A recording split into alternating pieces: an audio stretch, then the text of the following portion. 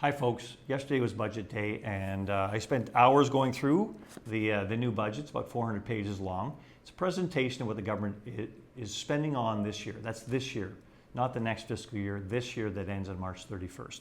And they're projecting now a deficit of $78.3 billion this year. That's about 13% above the amount of money they're collecting from taxpayers. It's an egregious amount of money and the largest non-COVID deficit in Canadian history.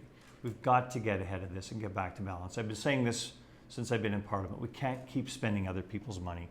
But a bunch of other things in there, of course, that are important. There is some good things. For instance, they're spending more in the military, which I agree with, which I think we needed to do, and which was part of my party's election platform, to get more money into our obligations we have to meet internationally to make sure we are a secure world. There's other things like the critical mineral strategy, which is something I put in front of the government 4 years ago, and now they're putting it in this budget to follow. It is a good move, and we need to make sure we actually get more critical minerals here in Canada.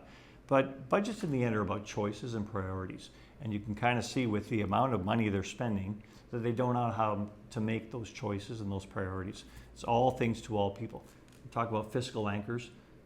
They named 2 fiscal anchors in this budget, but they may as well not name any because they're meaningless. And they've broken every fiscal anchor the government has set. It's a problem. The energy industry is affected here as well, of course. They talk about doing away with the emissions cap.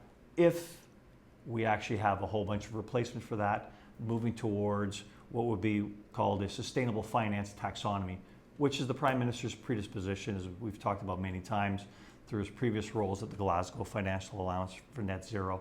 I'm not a big believer in sustainable finance. I think it's a way to monkey around with math that doesn't actually work and doesn't actually get emissions and definitely doesn't work for the economy. But a lot to go through here. I'm going to continue to pour through this and I'll give you a report on the numbers as we go forward. Thank you.